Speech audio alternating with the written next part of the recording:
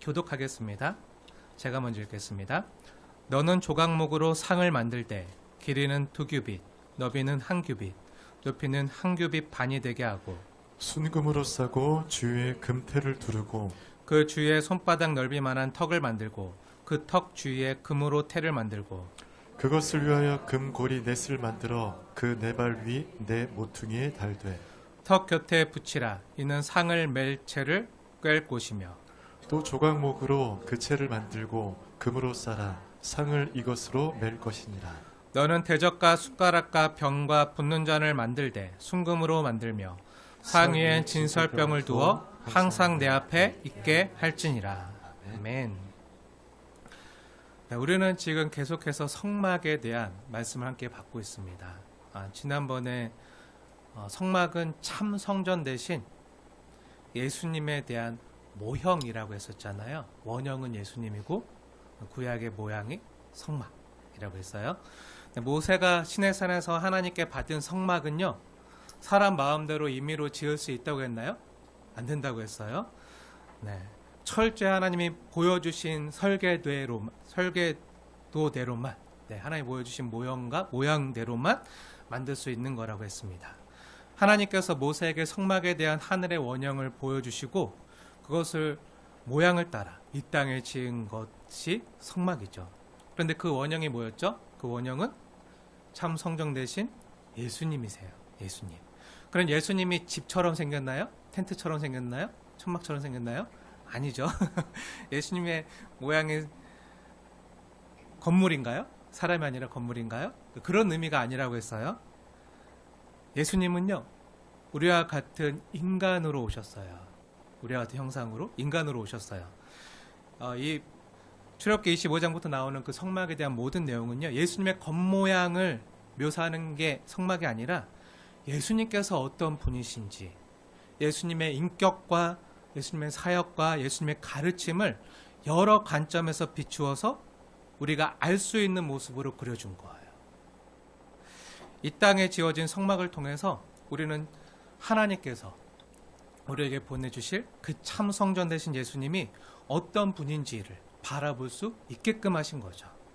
참으로 다양스럽게도 우리는 참 성전의 원형인 예수님을 이미 알고 있어요. 이 신구약 성경을 통해서 알고 있기 때문에 이 구약 성경 출애굽기 25장에 나온 앞으로 장차 이 25장의 시점에서는 앞으로 장차 오실 예수님을 나타내는 그림자의 모형이었던 이 성막과 또 성막에서 쓰였던 여러 물품들의 의미를요, 온전히 바르게 해석할 수가 있어요. 왜죠? 원형을 봤기 때문에, 실체를 봤기 때문에 그 실체를 보고 그림자를 보는 거는, 그림자를 해석하는 건 쉽잖아요. 네. 근데 그림자만 보고 그 그림자의 실체가 원형이 무엇인지를 설명하는 건 어려울 수도 있어요. 네. 똑같은, 만약에 강아지의 그림자다, 아니면 뭐 늑대의 그림자다, 아니면 표범의 그림자다, 하이에나의 그림자다 하면은 그림자만 보고 이게 무슨 동물인지 정확히 맞추기 힘들잖아요. 하지만 실제 그 실체를 보고 나서 이 실체의 그림자는 이렇게 생겼을 거야 하고 거꾸로 보는 건요, 쉬워요.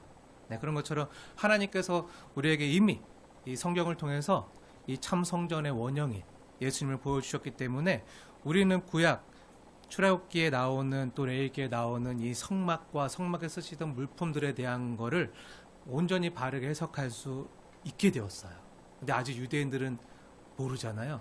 네, 그림자만 보고 실체를 맞추려고 하니까, 아직 실체가 안 왔다고 생각하니까 힘든데, 우리는 감사하게도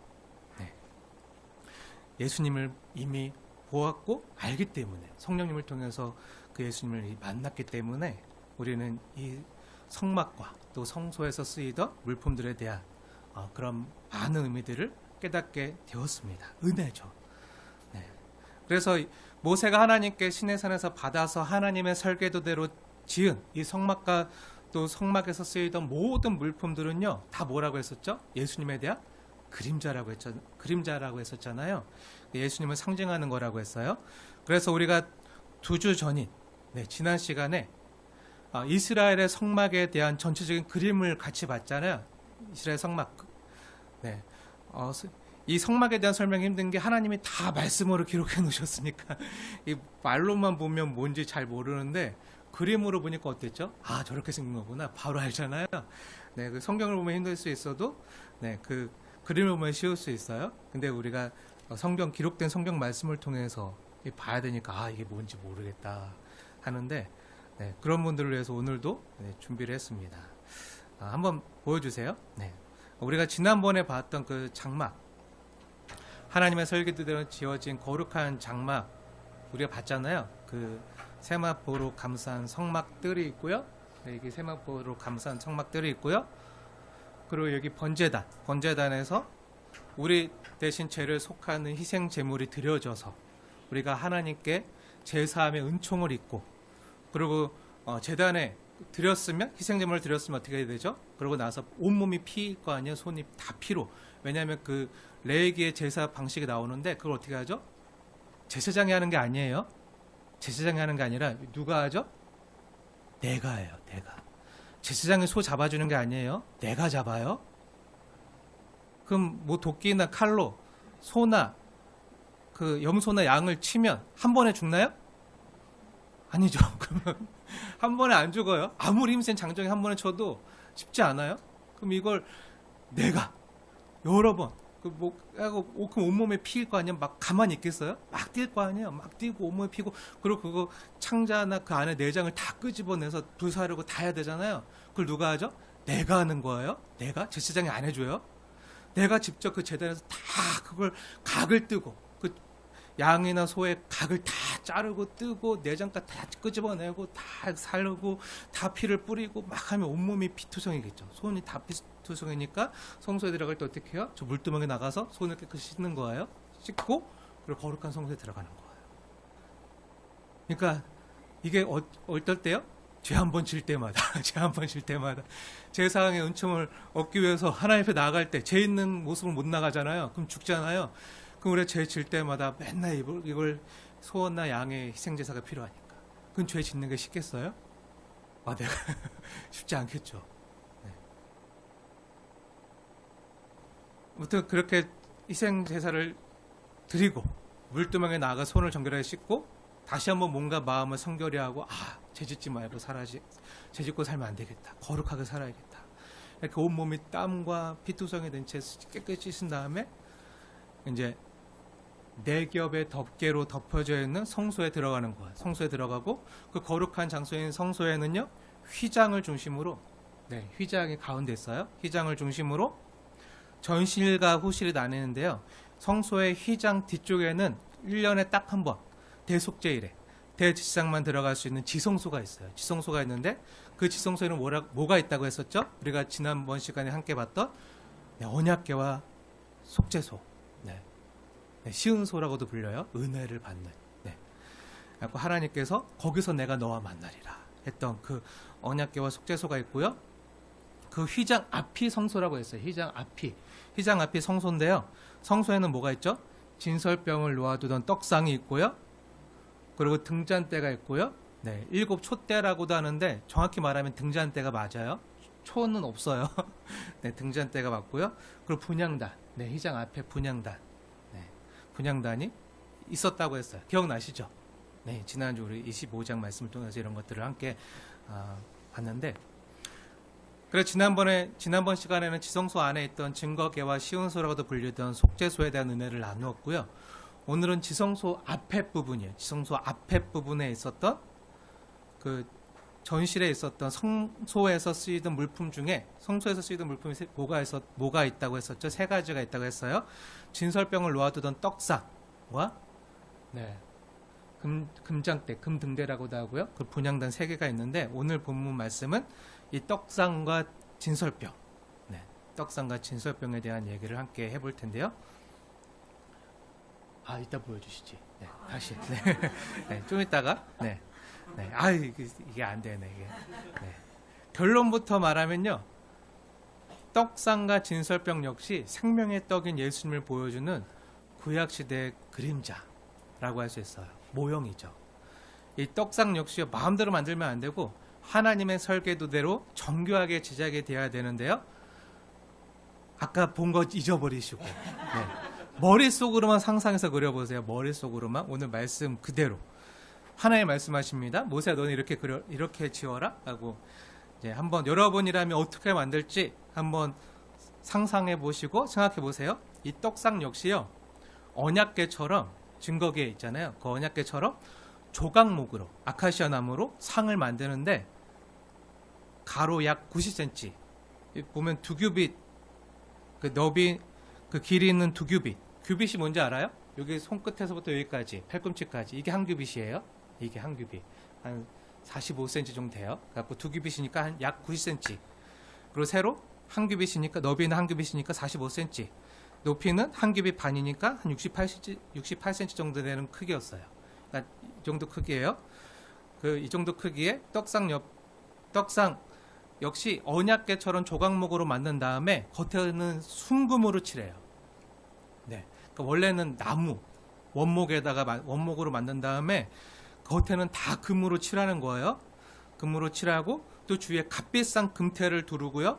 또 상 위에 물건이 이거 있으면 그냥 이렇게 하면 여기 턱이 없거든요. 턱이 없어서 이렇게 하면 이렇게 떨어지잖아요. 떨어지지 말라고 이렇게 하면 물만 떨어지잖아요.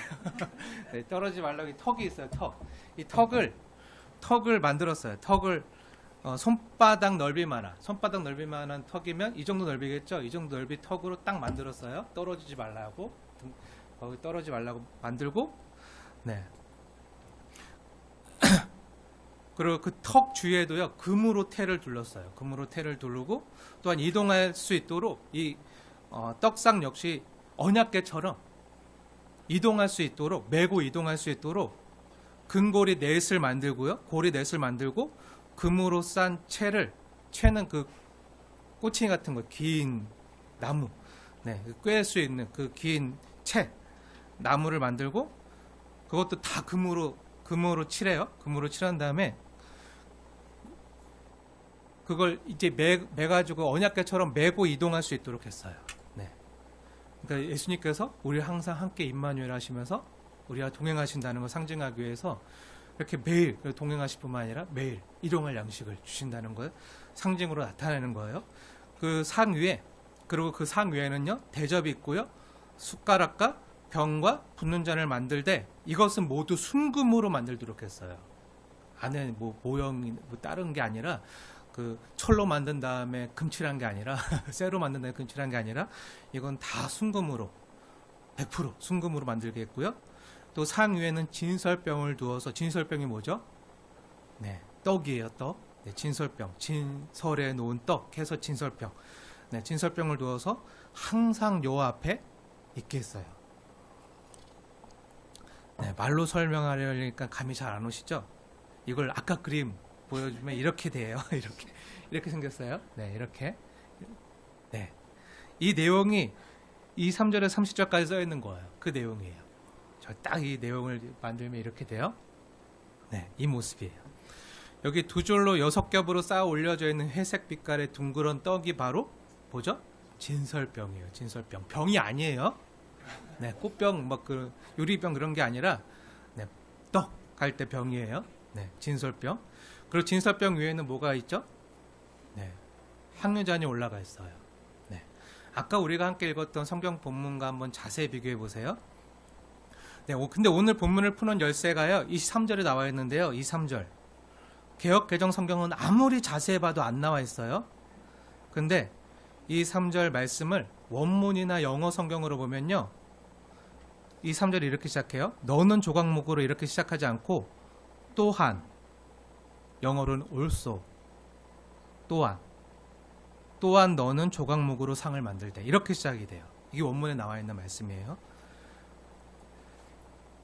또한이라는 접속사가 있어요. 그러니까 이 3절은 너는 증거궤를 속죄소를 이렇게 만들고 또한 상을 이렇게 만들 때 이렇게 하는 거예요. 그럼 이게 왜 중요한 거죠? 네, 우리가 지난번에 보았던 22절 말씀, 거기서 내가 너와 만나고 또한 떡상에서도 내가 너와 만나겠다는 것을 말씀하시는 거예요. 같이 연결된 말씀이에요. 뚝 떨어져 있는 말씀이 아니라 거기 지성소, 그 시은소, 거기 그 두 수랍 천사들 사이에서 거기서 내가 너와 만나고 내가 너에게 행할 내가 가르칠 모든 말씀을 내가 너에게 공부하겠다. 가르쳐주겠다. 그것만 있는 게 아니라 또한 떡상에서도 내가 너와 만나겠다. 이 말씀하시는 거예요. 그러니까 연결된 말씀이라는 거예요. 속죄소의 증거계위 두 그룹 사이에서도 내가 너와 만나고 내게 명할 모든 일을 알려주겠지만 또한 내가 너를 떡상에서도 만나줄 뿐만 아니라 그 지성소에서 하나님이 말씀으로 다 알려주셨잖아요. 내가 너에게 분부할 모든 일을 알려주셨잖아요. 근데 아까도 우리 권사님께서 은혜롭게 기도해 주셨지만 우리는 말씀이 있어요. 떡을 받았어요. 하나님 만났어요. 근데 그 살아낼 능력이 있나요? 감당할 능력이 있나요? 없잖아요. 없는 게 문제잖아요. 하나님 뭐라고 말씀하시는지 알아. 뜻은 알아요. 하지만 그 뜻대로 행할 수 있는 능력이 우리에게 없는 걸 아시고 또한 내가 이 떡상에서도 너를 만나서 내가 힘낼 수 있도록 내가 너에게 떡을 먹여주고 이 말은 무엇인 말이죠? 앞에서 하나님께서 지성소에 말씀하신 그 모든 명령한 그 모든 일들을 행할 수 있는 힘과 능력을 우리에게 주시겠다는 약속이에요. 그 능력까지 내가 너에게 주겠다. 내가 너와 항상 함께하면서 내가 너와 동행하면서 일용할 양식을 늘 너에게 공급해 주겠다. 이게 은혜예요. 이게 떡상의 은혜예요. 떡상은 뭐 하는 곳이죠? 밥 먹는 곳이에요. 밥 먹는 곳. 아까 제가 오늘 밥 먹는 날입니다 하면 시작했잖아요. 이런 빵 먹는 곳, 먹는 곳. 떡상. 나 혼자 먹긴 미안한데.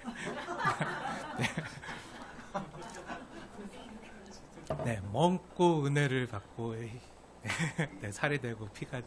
그러니까 하나님 요 앞에서 하나님과 함께 교제하면서 밥 먹는 곳이에요. 떡과 빵을 먹는. 밥 먹어야 힘나잖아요. 밥 안 먹으면 힘 없잖아요. 또 배고프면 힘들잖아요. 근데 하나님 앞에 나가서 밥을 먹고 하나님 우리에게 새 힘을 주시고 기력을 주시고. 근데 이게 22절에서 하나님이 내가 너와 거기서 만나고 또 내게 명령할 모든 일을 일러주신다고 했잖아요. 근데 거기서 사명만 주시는 게 아니라 우리에게 일만 주시는 게 아니라 그것을 감당할 힘과 능력까지 주신다는 약속의 말씀이 23절부터 30절까지 말씀이에요. 여러분 일만 하라고 명령만 받으면 좋겠어요?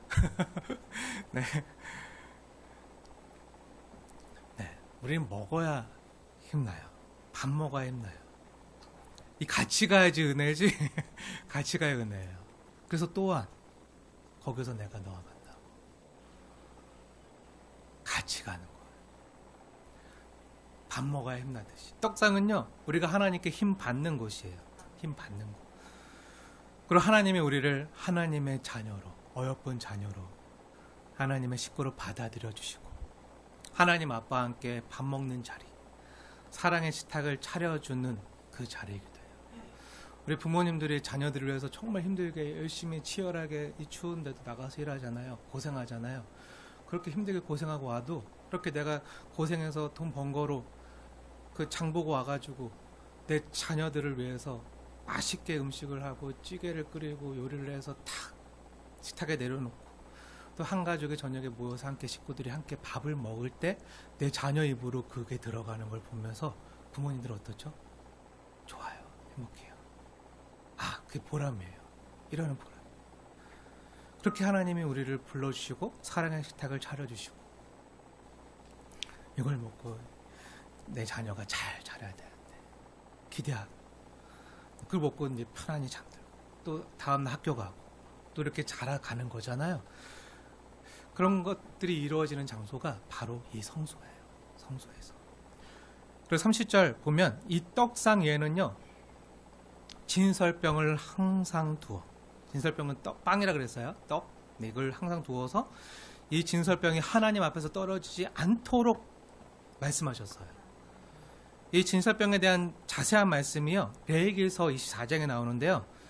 레위기서 말씀 중요하기 때문에 이 떡상을 이해하기 위해서는 이 레위기서 말씀이 중요하기 때문에 우리 레위기서 24장 말씀을 같이 볼게요.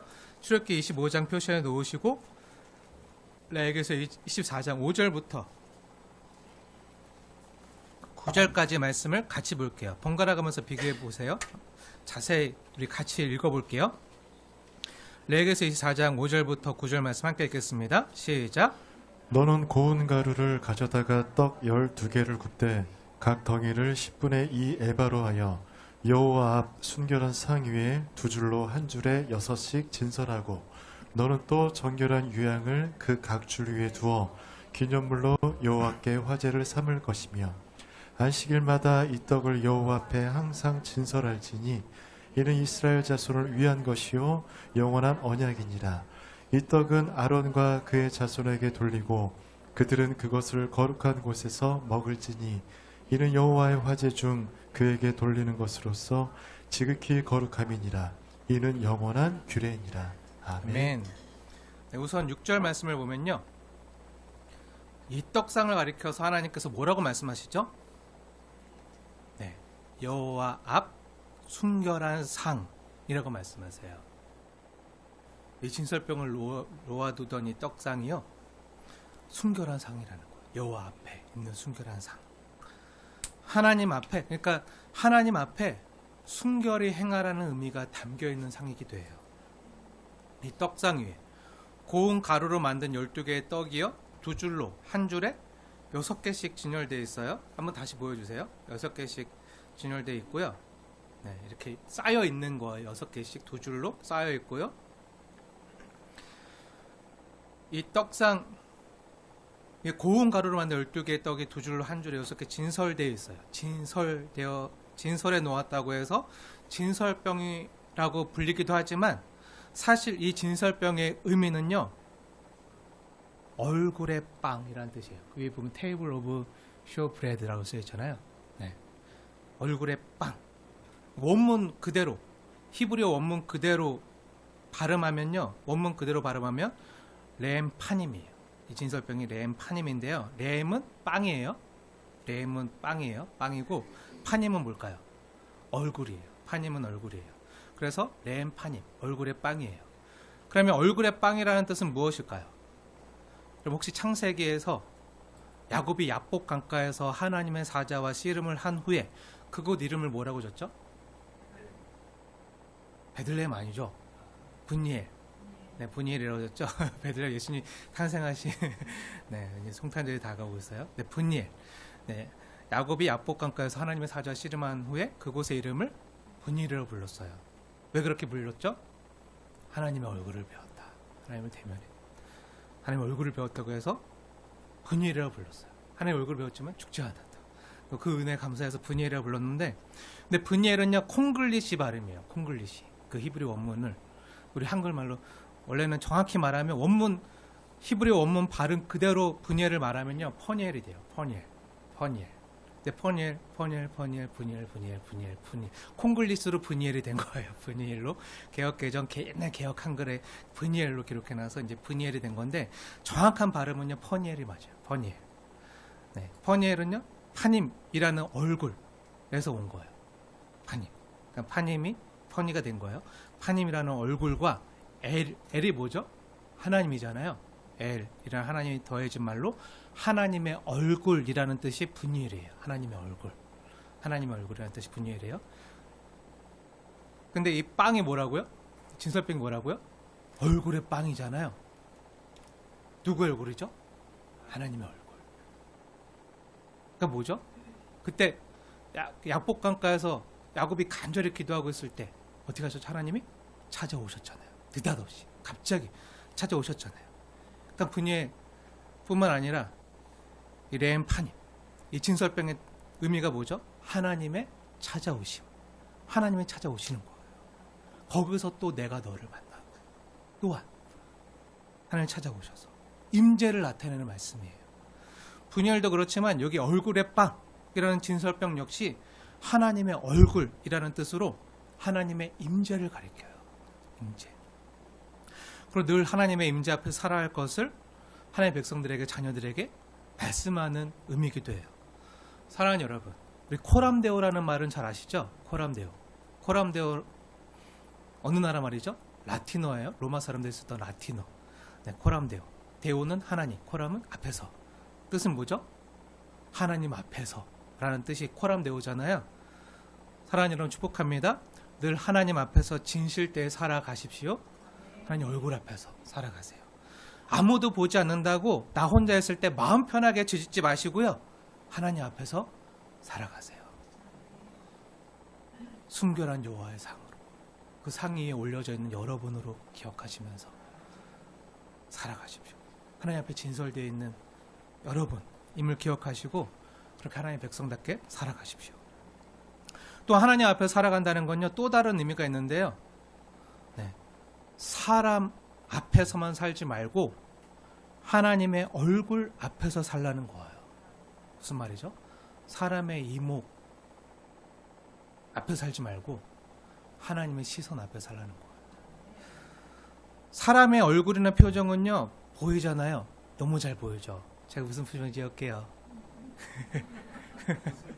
네. 네, 표정 보이잖아요. 네. 표정에 따라서 우리는 반응을 해요. 네. 목사님의 신기가 불편하신가 보네. 그래서 막 웃으면 목사님 누러지셨나 보네 하고 우리가 반응하잖아요. 근데 사람의 얼굴의 표정은 보여요. 근데 하나님 얼굴을 보이나요? 하나님 영이시기 때문에 안 보이기 때문에 우리는 사람 앞에서만 살아갈 때가 많아요. 사람의 얼굴과 표정을 의식하면서 살아갈 때가 많은데 하나님은 보이지 않는다고 하나님 앞에서 하나님 얼굴 앞에서 사는 거는 쉽게 반갑게요. 근데 하나님 앞에서 살아간다는 건요, 하나님의 시선 앞에서, 하나님의 이목 앞에서 살라는 거예요. 우리는 다른 사람의 인스타나 SNS를 보면서 남과 비교하면서 사람 앞에서 살 때가 많아요. 남보다 내가 더 가져요. 쟤는 저거 가지고 저기 여행 가서 저렇게 맛있는 거 먹고 저렇게 좋게 잘 사는데 나는 이게 뭐지? 나는 이렇게 힘들게 근데 고생하면서 이렇게 해야 되지? 하고 자꾸 남보다 내가 못 가진 것 때문에 남과 비교하면서 비참해지거나 초라해질 때가 많이 있잖아요. 제가 여러 번 말씀드렸지만 비교가 뭐라고 했었죠? 비교? 네, 비교하면 비참해지거나 교만해진다 그랬잖아요. 그런데도 우리는요, 자꾸 남과 비교하면서 스스로 비굴해질 때가 있어요. 또 남과 비교하면서 교만해질 때도 있어요. 사랑하는 여러분 축복하며 건면합니다. 사람의 말이나 시선을 의식하면서 자꾸 자신과 남을 비교하면서 비참해지거나 교만해지지 마시고요. 성경에서 말씀하시는 하나님의 말씀과 그분의 시선을 의식하며 살아가십시오. 그게 진정 나답게 사는 길이에요. 진짜 나답게 사는 거. 나답게 사는 게 뭐죠? 하나님의 은혜를 의식하면서 하나님의 사랑 안에서 날 사랑하신 그 예수님 안에서 그분이 나와 함께 있음을 느끼며 그분의 시선을 느끼면서 하나님 앞에서 살아가는 거. 그게 진짜 나답게 사는 거예요. 하나님 날 부르셨잖아요. 날 주셨잖아요. 나보다 나를 더 잘 아시잖아요. 내 마음에 손을 두고 행하시잖아요. 내가 어떤 일을 행할 때 가장 행복하고 가장 가치로운지 아시잖아요. 나는 잘 몰라도 하나님은 아세요. 그걸 의식하면서 그 주님의 뜻을 물어가면서 살아갈 때 가장 행복하게 살 수 있어요. 가장 가치롭게, 나답게. 우리가 많이 부르는 찬양. 하나님 사랑의 눈으로 어느 때나 바라보시고 하나님 인자한 귀로서 언제나 너에게 기울이시니 이렇게 고백하잖아요. 네, 그걸 믿으며 살라는 거예요. 하나님 언제나 사랑의 눈으로 나를 바라보시며. 네, 여러분 자신이 사랑스러워요? 부족한 것만 보이죠. 남보다 못 가진 것만 보이고 남보다 못한 것만 생각나잖아요. 네, 그건 세상이 여러분을 바라보고 그럼 여러분 속이는 거고요. 여러분 하나님 말씀이 진리인 줄 믿으십시오. 하나님 말씀이 팩트임을 믿으세요. 이게 진리예요. 세상의 속임에 사단의 속임에 속지 마세요. 하나님 뭐라고 말씀하시죠? 성경 스바냐서 3장 17절 말씀대로 하나님이 나로 인하여 기쁨을 이기지 못하시며 나를 잠잠히 사랑하시며 나로 말미암아 기뻐하신다고 하셨지. 그 반대가 아니잖아요. 그래서 어느 정도로 사랑하셨죠? 그 아들을 십자가에 내어 주기까지. 아들을 십자가에 죽기까지 나를 사랑하셨어요. 내가 죄인 되었을 때, 원수 되었을 때. 그분은 나를 사랑하셨어요. 이게 진리입니다. 아, 하나님이 날 사랑하시지. 이 하나님의 사랑을 의식하고 이 하나님의 은혜와 시선을 의식하면서 하나님 앞에 살아가는 게 성도의 삶이에요. 우리가 엄마 아빠 말 안 듣고 혼났을 때도 많았잖아, 어렸을 때.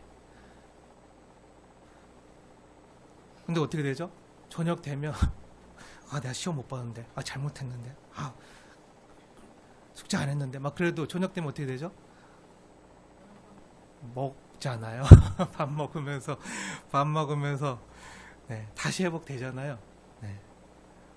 내가 못한 것 투성인데도, 부족한 것 투성인데도 그 식탁으로 불러주시는 거야. 밥 먹어라, 밥 먹어라, 그만 놀고 밥 먹어라, 핸드폰 그만하고 밥 먹어라. 네. 밥 먹고 숙제해라, 밥 먹고 공부해라, 밥 먹고 좀 쉬어라. 불러주시잖아요. 사랑함으로 불러주시는 거예요. 먹여주시는 거예요. 그분은요, 나를 부르세요. 그리고 먹여주세요. 회복시켜주세요. 나를 가장 정확하게, 나를 나보다 더 잘 아시는 분은요, 나도 아니고요, 남도 아니고요, 하나님 아버지세요. 나를 누구보다 더 잘 아시고 나를 사랑의 눈으로 바라보시고 나의 가장 든든한 지원자가 되시고 나의 최선의 모습을 늘 따뜻한 은혜의 눈으로 바라봐 주시는 분은 하나님밖에 없어요. 내가 잘못해도 긍휼한 눈으로 나를 위로하시고 토닥이시는, 응원하시는 분은요, 하나님 아버지밖에 없어요. 그분 앞에서 은혜로 살아가십시오. 그게 진짜 나답게 사는 거예요. 하나님의 시선 앞에서 사는 사람이요, 자신의 뭔가 마음을 아무렇게나 막 굴리면서 살까요? 아니죠. 하나님의 사랑과 응원의 시선을 의식하기 때문에 가장 당당하지만 가장 나답게, 또 가장 진실하고 책임감 있게 거룩하게 살아가는 거예요. 거룩하게. 그리고 이 진설병은요, 또한 12개의 떡으로 되어 있는데요, 떡의 개수가 12개인 이유는요, 우선 이스라엘의 12지파를 상징해요. 그러니까 교회를 상징해요. 성도들, 하나님의 백성들. 이게 신약에서는 12제자가 되었어요. 즉 교회와 성도를 타는 거죠. 하나님이 받으시는 건요, 이렇게 성도된 우리의 순결한 마음을요 받으신다는 거예요. 그래서 요 앞에 순결한 상, 이 떡상이에요. 진설병이 놓여있다. 그리고 두 번째로 성막의 모든 기구들이 그러하듯이 떡상과 진설병도요, 역시 예수 그리스도를 또한 상징해요. 12은 이스라엘에서 완전함을 상징하기도 하는 숫자인데요, 하늘에서 내려진 완전한 양식인 하늘 양식, 예수 그리스도를 뜻하는 거예요. 이 하늘에서 내려온 생명의 떡에 대해서는 예수님께서 직접 말씀하신 부분이 있는데요, 어디서 이런 말씀하시죠? 네, 요한복음 6장. 우리가 지난 수예배 때마다 늘 수예배 강해 가운데 우리가 이미 들어서 알고 있지만 중요하기 때문에 다시 볼게요. 요한복음 6장으로 가볼게요. 출애굽기 25장 표시해 놓고 요한복음 6장 48절에서 51절 말씀을 보세요. 신약성경 6장, 요한복음 6장 48절에서 51절 말씀 우리 함께 읽겠습니다. 시작. 내가 곧 생명의 떡이니라. 너희 조상들은 광야에서 만나를 먹었어도 죽었거니와 이는 하늘에서 내려오는 떡이니 사람으로 하여금 먹고 죽지 아니하게 하는 것이니라. 나는 하늘에서 내려온 살아있는 떡이니 사람이 이 떡을 먹으면 영생하리라. 내가 줄 떡은 곧 세상의 생명을 위한 내 살이니라 하시니라. 아멘. 성경에 보면 요한복음 6장에 예수님께서 직접 내가 곧 뭐라고 말씀하셨죠? 생명의 떡이니라 말씀하세요. 그리고 요한복음 6장 35절 앞에도 35절 한번 보세요. 35절 말씀.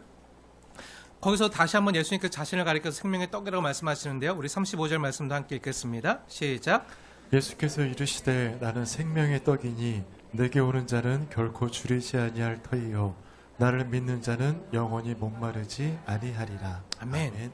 예수님께서 자기를 가리켜 생명의 떡이라고, 그리고 하늘에서 내려온 살아있는 떡이라고 말씀하시면서 이 떡을 먹으면 어떻게 한다고요? 영생한다고 말씀하세요. 그러시면서 내게 줄 떡은 그 세상의 생명을 위한 내 살이니라. 그리고 그 밑에 55절에서는 내 살은 참된 양식이요 내 피는 참된 음료로다. 이렇게 말씀하고 계신 거예요. 예수님의 말씀은 진리니까요. 당연히 우리는 예수님을 먹고 마심으로써 영생을 누리는 거라고 할 수 있겠죠. 예수님을 먹고 마셔야만 영생을 누릴 수 있습니다. 그럼 우리가 예수님을 어떻게 먹고 마시죠? 예수님을 어떻게 먹고 마시죠? 예수님의 예수님의 살을 뜯어먹고 예수님의 피를 벌컥벌컥 마시나요? 아니죠. 우리가 식인종인가요? 우리가 식인종이라서 예수님의 살을 뜯어먹고 예수님의 피를 음료로 마시는 건가요? 아니죠. 이 예수님 말씀은요, 우리가 행하는 주 예수님의 만찬인 성찬 예식을 가리키는 말씀이기도 하지만 그게 전부는 아니에요. 그리고 실제로 요한복음 6장에서는요, 아직 성찬 예식이 제정되기 전이에요. 그렇죠? 예수님께서 이 말씀하신 건 어떤 의미죠? 성찬 예식을 안 하면 영생을 얻지 못한다는 건가요? 아니잖아요. 제자들한테 말할 때는 그 얘기를 아신 게 아니잖아요. 성찬 예식이요, 너무 중요한 은혜 받는 수단이기도 하지만, 보이는 은혜의 수단이지만 성찬에 참여해야지만 영생과 구원 얻는 건 아니에요. 성찬을 경험하지 않아도요 구원받을 수 있어요. 그렇지만 성찬은 너무 보이는 은혜로서 우리에게 너무 소중한 거예요. 가볍게 소홀히 여기면 안 돼요. 하지만 성찬에 꼭 참여해야지만 영생과 구원 얻는 건 아니에요. 그럼 예수님께서 요한복음 6장에 이 말씀하신 건 무슨 말이죠? 내 살을 먹고 내 피를 마셔야지만 영생을 얻는다. 이 말씀 무슨 말이죠? 예수님 생명의 양식인 예수님을 먹고 마시는 게 뭐죠? 우리가 어떻게 예수님을 먹고 마실 수 있는 거죠? 이 영생의 방법에 대해서 예수님께서 직접 가르쳐 주신 말씀이 있는데요. 너무 쉬워서 그런지 우리는 이걸 들어도 자꾸 까먹고 망각하고 잊어버려요. 우리 이거 요한복음 6장 강의할 때 다 들었잖아요. 수업에 나오시는 분들. 예수님을 먹고 마시는 게 뭐죠? 다시 볼게요. 네, 우리 예수님의 말씀 35절 말씀을 다시 한번 집중해서 보세요. 어떻게 우리가 예수님의 살을 먹고 예수님의 피를 마실 수 있는 거죠? 어떻게 우리가 영생을 얻게 되는 거죠? 본문을 자세히 보세요. 예수님께서는 이에 대해서 다음과 같이 가르치셨어요. 35절 말씀. 내게 오는 자는 결코 줄이지 아니할 터이요 나를 믿는 자는 영원히 목마르지 아니하리라. 무슨 말이죠? 영생하는 방법이 뭐라고요? 예수님께 나가고 예수를 믿는 거라고요. 그 예수님을 먹고 마시는 방법이라고요. 다른 게 아니에요. 예수님께 나오고 이렇게 나와서 주님 말씀하신 것처럼 이렇게 매 주일마다 나와서 예수님 앞에 나와서 예수를 믿는 거. 내 예수님께 예수님 앞으로 나가고 십자가 앞으로 나가고 예수님이 나를 위해 십자가 지셨습니다. 이걸 믿는 거. 그 사랑을 믿는 거. 그게 예수님을 먹고 마시는 거라고요. 다른 게 아니에요. 너무 심플하나요? 너무 쉽나요? 뭔가 엄청난 비법이나 뭔가 예수님만의 영업 비밀이 있을 것 같은데 그런 게 아니라서 서운한가요? 그저 예수님을 먹고 마시는 게, 영생을 얻는 게 예수님께 나아가서 예수를 믿는 거라고 하니까 허탈해지시나요? 근데요, 그거밖에 없어요. 우리가 예수님 앞에 나가고 있는 모습 그대로 나가고, 우리가 죄를 졌어도 연약해도 예수님 앞에 나가면 예수님이 나를 정결케 씻어줄 걸 믿고, 예수님 내 대신 아까 봤잖아, 희생제물이 되신 걸 보고 내가 그 예수님 앞에 나가서 예수를 믿으며 영생을 얻게 되는 거, 이거밖에 없어요. 그런데도 자꾸 뭔가 나만 모르는 숨겨진 게 있을 거야. 뭔가 다른 사람, 교회 다니는 사람, 저 사람 축복받은 거 보니까는 나도 예수님 앞에 나가고 예수님 믿는데, 저 사람은 왜 더 축복받았지? 뭔가 하나님이 뭔가 다른, 뭔가 또 숨겨놓은 뭔가 비밀이 있나? 찜찜하신가요? 아닙니다. 속지 마세요. 다른 건 없습니다. 다른 길도 없고요. 다른 방법도 없어요. 오직 예수님께 나가서 예수님을 믿는 거, 그것만이 하늘로부터 내려온 생명의 떡인 예수님을 먹고 마시는 방법이고요. 그것만이 하나님과 성도들에게 영생을 얻는 유일한 방법으로 주신 거예요. 예수님께 나가고 예수 믿는 거. 내게 오는 자는 결코 줄이지 아니할 터이요. 나를 믿는 자는 영원히 목마르지 아니하리라. 이게 예수님 먹고 마시는 방법이라고요. 영생 얻는 유일한 방법입니다. 그저 마음으로 믿어서 예수님께 나가는 거예요. 성소에 나가서 내가 너와 거기서 만나고 말씀을 통해서 나를 부르실 때 그 부름에 응답해서 믿음의 반응으로 예수님께 나가는 거예요. 그래서 예수님 믿고 의지하는 거예요. 예수님이 나에게 성경을 통해서 들려주시는 이 약속과 은혜를 믿고 나의 삶을 맡기는 거예요. 내 생활을 맡기는 거. 주님의 시선 앞에 살아가는 거. 그리고 이 복음의 말씀이, 이 사랑의 말씀이 들려질 때, 전해질 때 예수님께서 죄인 된 나를 위해서 행하신 일과 주님이 베푸신 그 은혜를 들을 때 정말 그 은혜가 예수님이 나를 사랑해서 베푸신 은혜로 믿어지고 내게 은혜가 되어서 내 마음이 반응하면서 굳어진 내 마음이 녹아지고 닫혔던 내 심령의 문이 열려져서 주님을 자연스럽게 영접하고 내 마음에 모셔 드리는 거, 날 맡기는 거, 그냥 어린아이 같이 단순한 믿음으로 주를 붙드는 게요, 예수를 먹고 마시는 거고요, 영생하는 방법이에요. 마치 갓난아기가 아무것도 모르지만 엄마한테만 나가면 말도 못하지만 울면서라도 말 기도 잘 못해도 응어리 하면서도 맘마 하면서 그렇게 나가면 엄마가 맘마도 주고 내가 잘못해 똥 쌌으면 기저귀도 갈아주고 내가 아프면 안 아프게 병원도 데려가주고 약도 주고 간호도 해주고 고쳐줄 줄 믿고 그냥 순전함으로 자신의 몸을 엄마 아빠에게 맡기듯이 그렇게 나가는 거예요. 믿고 나가는 거예요. 아기가 그 부모를 믿고 신뢰하듯이 어떻게 보면 아빠 대신 하나님께만 나가면, 내가 하나님께만 나가면 이렇게 상처받고 깨진 것 투성이고 못난 것밖에 없지만 그럼에도 하나님 나의 아버지가 되시고 하나님 나를 사랑해 주시고 은혜 주시고 돌봐주신 믿고 그걸 기대하면서 철없이 겁도 없이 때론 염치 없이 때론 송구하지만 그럼에도 불구하고 내 자신을 주님께 맡기며 나가는 거예요. 그렇게 나아간다 할지라도 주님께서는 결코 나를 내쫓지 않을 것을 믿고 나가는 거예요. 이게 예수님을요 먹고 마시는 방법이에요. 예수님 먹고 마시는 방법. 다른 방법 없어요. 영생하는 방법이 이거라고요. 이거 외엔 없어요. 예수님께 나가고 예수를 믿는 거. 이게 겉보기엔 지극히 평범하고 쉬운 것 같아 보여도요, 이건요 정말 쉽지 않은 거예요. 사람이 할 수 없는, 사람의 능력으로 안 되는 거예요. 이건요 하나님이 우리에게 해주시는 은혜예요. 정말 신비로운 하나님의 일이에요. 예수님을 알지 못하고 믿지 못하던 사람이 예수님을 나의 구원자로, 나의 하나님으로, 나의 주인님으로, 나의 왕으로 믿어지는 이 일은요, 그리고 내 마음으로 믿어서 입으로 시인하는 이 일은요, 그냥 내는 게 아니에요. 하나님이 내 안에서 일하시는 거예요. 사실은 나의 죄성 가득하고 완악한 마음이 예수님의 십자가에 함께 못 박힘으로 무너지고 내 자아가 무너지고 나서야 믿게 되어지는 거예요. 나 옛사람이 죽고 예수님 나를 다시 살리시는 그 새로운 피조물, 다시 태어나시니까 날 사랑하신 그 부모님 앞에 응애 하면서 반응하면서 배고프니까 밥 달라고 나가는 거잖아요. 그런 것처럼 하나님 앞에 나가는 거예요. 옛 자아가 예수 십자가에 함께 못 박혀 죽을 때, 또 죽었던 우리가 예수님과 함께 다시 일으키심을 받아서 날 사랑하시고 나를 부르시는 그 하나님 음성에 반응해서 하나님 사랑 앞에 나아갈 때 가능하게 되는 일이에요. 이것 말고 없어요. 그 전에는 하나님을 향해서 내 마음이 닫혀져 있었어요.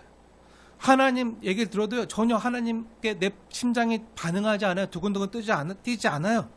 근데 전혀 뛰지 않던 내 심장과 굳어져 버린 마음이 예수를 죽은 자 가운데 다시 살리신 하나님께서 나 역시도 예수님의 부활과 함께 다시 살리셨음을 믿고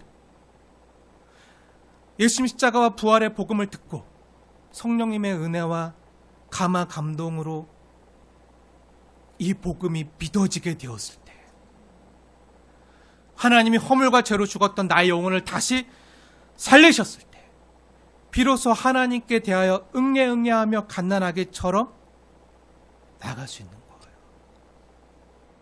부모에게 반응하면서 나아가는 일이 생기고요. 그분을 신뢰하게 되고요. 그분이 주시는 음식을 먹으면서 자라나는 거. 그럼 말씀이 달아요. 먹고 싶어요. 꿀보다도 달아요. 이건요, 그냥 되어지는 게 아니라 하나님이 나를 위해 해주시는 하나님의 일이에요. 갓난아이가 하는 거 있나요? 먹고 자고 사는 거겠죠. 그것도 너무 잘하는 거지만. 근데 그 모든 일을 부모님이 다 해주시는 거잖아요. 이 일이 있어진 다음에 내가 은혜와 감사의 반응으로 응답함으로 되어지는 일이에요. 다시 말해서 내 죄된 옛 자아가 죽고 이제 예수 안에서 새롭게 태어난 새 피조물이 되는 거죠. 그래서 이제 내가 사는 것은요, 나 자신만을 위해서가 아니라 이제 예수님의 부활 생명으로 사는 인생, 하나님의 영광을 위해 살겠습니다.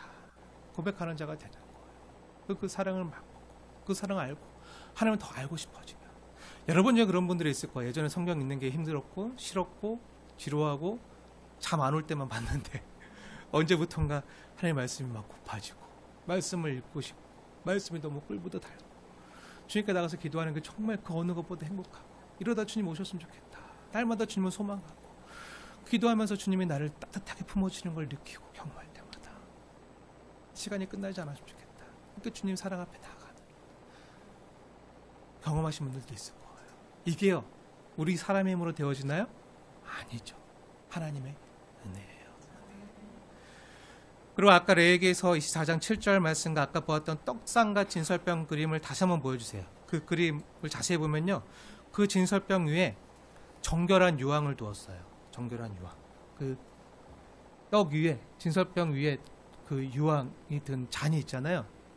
그걸 두었어요. 이 유황은요, 식물에서 향을 채취해서 그 수액을 굳힌 건데요.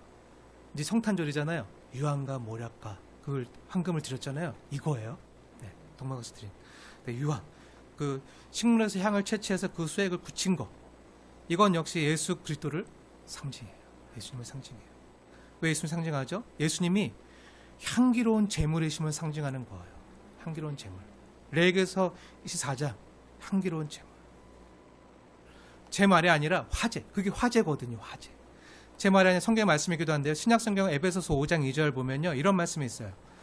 제가 읽겠습니다. 궁금하신 분들 한번 보세요. 에베소서 5장 2절 말씀. 그리스도께서 너희를 사랑하신 것 같이 너희도 사랑 가운데서 행하라. 그는 우리를 위하여 자신을 버리사 향기로운 제물과 희생 제물로 하나님께 드리셨느니라. 하나님의 말씀인데요. 그리고 레위기서 24장 8절을 보면요, 이 떡은요, 요 앞에 항상 진설하게 되어 있었어요. 일주일에 한 번씩. 이 떡은요, 매주 새 것으로 교체해서 요 앞에 두게 되어 있었어요. 어떻게 일주일 동안 상하지 않고 있었는지 몰라요. 하나님의 은혜겠죠. 네. 그리고 일주일에 한 번씩 이 떡을 새로운 것으로 교체해서 물려내거든요. 그 물려낸 떡은 어떻게 하죠? 하나님께서 제사장 가문이었던 아론과 그 자손들이 여호와 앞 거룩한 성소에서, 요즘으로 말하면 교회에서 먹게끔 하셨어요. 교회에서. 하나님께 매주일 바쳐진 이 떡은요, 다시 하나님 어떻게 하신 거죠? 제사장들의 양식이 되게 한 거죠. 그럼 누가 제사장이죠? 저만 제사장인가요? 오늘날 목회자만 제사장인가요? 아니에요. 아니라고 수백 번 말씀드렸어요. 신약 시대에는 오늘날에는요, 예수님을 나의 주인이요, 왕이요, 대제사장으로 모신 성도 여러분 모두가요, 다 제사장이에요. 만인 제사장이에요. 그래서 오늘날에는 예수 그리스도를 믿는 모든 성도가 하나님 앞에 직접 나아가서 떡을 떼고 먹고 교제하는 이 제사장의 특권을 가지게 된 거예요. 그래서 우리는 매 주일마다 하나님 앞에 나오는 거예요. 이 떡을 먹기 위해서. 매주일 예배에 나와서 만인 제사장으로서 생명의 떡인 예수님의 말씀을 먹고 마시는 거예요. 어쩌다 한 번만 하면 되는 게 아니라 하나님이 어떻게 하라 그랬죠? 매 주일마다, 매 안식일마다 영원한 규례로 지켜라 하셨어요. 해도 되고 안 해도 되는 게 아니라 하나님의 명령이에요. 영원한 규례로 지키게 하셨어요. 여기서 매주 나오는 게 중요해요. 하나님이 정하신 거. 아이고, 바쁘면 못 나갈 수도 있지. 굳이 교회 나가야 되나?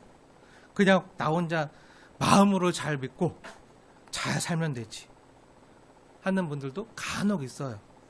그래서 코로나 이후에도, 코로나 때는 비상시국이었기 때문에 이웃과 또 많은 그 안전을 위해서, 생명을 지키기 위해서 우리가 못 모였잖아요. 방역수칙 때문에 못 모였지만 코로나 끝났음에도 지금에도 자유롭게 모일 수 있음에도 불구하고 요즘에도 안 나가 교인, 가나안 교인이요. 코로나 전에는 200만 명이었는데 지금은 400만 명이 넘는데요. 통계가. 안 나간 사람들이 너무 많아졌대요. 뭐 굳이 나가도 되나? 그냥 온라인으로 예배드리고 편하게 믿는 생활 하면 되지. 그게 나가서 이꼴 저꼴 안 보고 그냥 상처 안 보고 그냥 나 혼자 잘 믿고 남에게 피해 안 주면 되지, 나만 잘 믿으면 되지 하는 현상이요 많아졌어요. 코로나 이후에도. 근데 그게 편한 거예요. 굳이 힘들게 준비하지 않고 편하게 예배드리면. 근데요, 오늘 말씀을 기억하십시오. 안식일마다 나가게 하셨어요. 그리고 매주 새로운 떡을 먹게 하셨어요. 새로 교체되어지는 떡. 영원한 규례로 지키게 하셨어요. 지난주에도 말씀드렸듯이요, 일주일에 한 번이라도 하나님의 거룩한 은혜의 리듬에 내 삶을 맡기는 건요 너무 귀한 거예요. 근데 이게 쉽지가 않아요. 일주일 동안 열심히 세상에서 시선을 두고 정말 치열하게 살다가 내일 주일이지, 거룩한 하나님께로 우리의 시선을 고정할 때, 내가 이번 한 주간 은혜로 살았어야 되는데, 말씀대로 살았어야 되는데 그렇지 못하고 또 성내고 분내고 화를 냈구나. 내가 아직 부족하고 내 자아가 아직 죽지 못했구나. 다시 예수님 앞에 나아가서 예수님이 날 위해 살을 내어준 것처럼, 피를 내어준 것처럼 나도 그렇게 이웃을 사랑하며 살아야 되는데, 향기로운 제물과 희생제물로 예수님이 나를 위하여 자신을 버리신 것처럼 우리도 그렇게 서로 사랑하며 살라고 말씀하셨는데 그렇게 못 살았구나 하면 다시금 앞에 나와서 옆에 있는 지체를 보면서, 사랑하는 지체를 보면서, 사랑하는 지체들만 있나요? 그런 분들만 있게 되어 축복합니다. 근데 가끔 불편한 지체도 보면서 내가 덜 죽었구나, 내가 아직 부족하구나. 옆 사람이 잘못한 게 아니라 내가 아직 덜 죽은 거예요. 다른 사람의 문제가 아니라 내가 아직 변화되지 못한 거예요. 내가 이렇게 내어줘야 되는데. 이런 하나님의 은혜 시선에 내 삶을 맡기고 거룩한 하나님께로 날 위해 살과 피를 흘리신 그 자가 앞에, 예수님 앞에 내 시선을 고정할 때요, 믿음의 주여 우리를 온전케 하시는 이 예수님 앞에 우리 시선을 고정할 때요, 하나님 나를 이렇게 사랑하시고 나를 이렇게 돌보시고 나를 이렇게 살리시고 나에게 이런 영생을 주셨지, 그리고 나에게 일용할 양식을 주시고 나에게 은혜를 주시고 힘을 주셨지, 이런 분임을 느끼고요, 다시 우리 영혼이여 소생하는 거예요. 밥을 먹으면 다시 힘이 나는 것처럼 우리 영혼도 매주일 소생해야 돼요. 이걸 언제 경험하죠? 말씀을 들으면서, 은혜가 임할 때. 오늘 떡상과 질서병에 대한 출애굽기와 레위기서의 말씀은요, 이 말씀의 성취인 예수님께서 말씀하신 요한복음 6장의 말씀과 연결시켜서 생각하면요, 이렇게도 말씀드릴 수 있는데요, 예수님께서는 저와 여러분을 살리기 위해서, 영생과 하나님의 자녀로 살 수 있는 힘과 능력을 주기 위해서 자신의 살을 십자가에서, 자신의 피를 십자가에서 저와 여러분에게 다 내어주셨어요. 우리가 그 예수님의 살을 먹고 피를 마심으로 우리 안에 예수님이 거하시고 우리가 예수님 안에 거하게 되는 거예요. 제가 이 빵을 뜯어 먹으면 이 빵이 어디로 가죠? 제 안에 거하잖아요. 이 물도 마시면 제 안에서 피가 되잖아요. 빵 먹었으니까 살쪘을 거예요. 제 살이 돼요. 살찌고. 마체가 마신 물이 제 안에 피로 돌듯이 예수님 우리를 위해서 십자가에 살을 내어주시고 피를 흘리십니다. 그리고 우리가 그 살과 피를 먹고 예수님 우리 안에 거하시고 우리가 또한 예수님 안에 거함을 고백하는 거예요. 진설병의 의미 중에 하나가요, 하나님의 성도여 교회인 내가 또한 하나님께 드려지는 예물이라고 했잖아요. 예물. 그런 순결한 떡상 위에, 그 떡상 위에 내 몸을 떡으로 내어드릴 때 이제 내가 드리는 이 떡은 세상의 떡이 아니라, 잘 생각해 보세요. 내가 예수님의 살을 먹었잖아요. 피를 마셨잖아요. 예수님께 나아가고 예수님을 믿었잖아요. 예수님께 나아서 예수님 믿었잖아요. 그러면 내 안에 누가 계신 거죠? 예수님이 있는 거예요. 완전한 떡이신, 하늘의 떡이신 예수님이 내 안에 있는 거예요. 여러분 혼자만이 아니에요. 예수님이 여러분 안에 계세요. 여러분 안에 계세요. 그럼 내가 세상의 떡인가요? 아니죠. 세상의 떡이 아니라 하나님이 예수님의 생명으로 빚어서 새로운 피조물로 빚어낸 하나님이 받으시는 거룩한 떡이 여러분이 되시는 거예요. 우리가 어떻게 거룩하게 되는 거죠? 예수님이 내 안에 계시니까. 예수님의 살과 피로 하나님의 은혜의 손길로 다시 빚어서 거룩하다. 내가 받을 만한 순결한 쌍이다. 이게 그냥 되어지는 은혜예요. 하나님이 내게 행하시는, 하나님 받으신 거룩한 떡. 그러면 이건 역시요, 내가 스스로 준비한 게 아니라 예수님의 몸으로 나를 새롭게 빚어주신 하나님이 준비한 몸이 되는 거예요. 사랑하는 여러분, 더럽고 흠이 많은 우리가요, 거룩한 하나님의 성소에 드려지는 진설병이 이렇게 되어지는 거예요. 이게 가능한 거예요. 어떻게 가능하죠? 하나님의 은혜로만 가능해지는 거죠. 그래서 이제 그 조금이나마 그 은혜를 깨닫고요, 아, 내 자신을 하나님께 제물로 드려야겠다. 향기로운 제물로, 화제로 드려야겠다는 생각이 드는 건 역시도요, 하나님의 은혜이고, 그렇게 드린 형편없는 나를 순결하고 어여쁜 떡으로 받아주는 것도요, 하나님의 은혜인 거예요. 이 은혜를 아는 사람은 어떻게 살겠습니까? 아니, 어떻게 살아야 되겠습니까? 거룩하게 사는 거죠. 예수님을 모시고 예수님과 함께 거룩하게 사는. 그리고 이 은혜의 사랑으로 반응해야겠죠. 진짜 사랑한다면요, 우리가 진짜 누군가를 사랑한다면 그 사람이 마음 아파할 일을 하지 않아요. 오히려 어떻게 하죠? 그 사람이 원하는 거, 좋아하는 걸 행하죠. 알고 어떻게든. 내가 진짜 사랑하는 사람이 있으면, 아, 이번 결혼기념일이 얼마 안 남았는데 내가 뭘 해주지? 하고, 내 말로 네. 만약에 사랑하는 사람이 있으면, 아, 결혼기념일 이 사람이 좋아하는 거 뭐지? 아, 설거지하는 거, 방 청소하는 거, 빨래하는 거, 네, 또 선물 잘 준비돼. 네.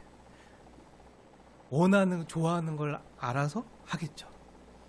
그런 것처럼 하나님께 은혜를 깨달았기 때문에 그분이 원하는 걸 드리는 거예요. 내 삶으로, 시간으로.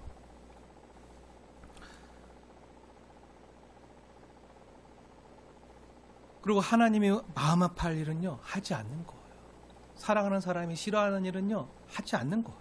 음란하고 더럽고 시기 질투하고 미워하고 거짓 증거하고 탐심을 부리고 술 먹고 담배 피고 하는 일은요, 하지 않겠죠. 하나님 정말 사랑한다면. 예수님 마음을 아프게 하는 일로부터는 점점 멀어지고요. 예수님이 기뻐하시고 좋아하는 일은요, 나도 하고 싶어지는 거. 하고 싶어지는 거.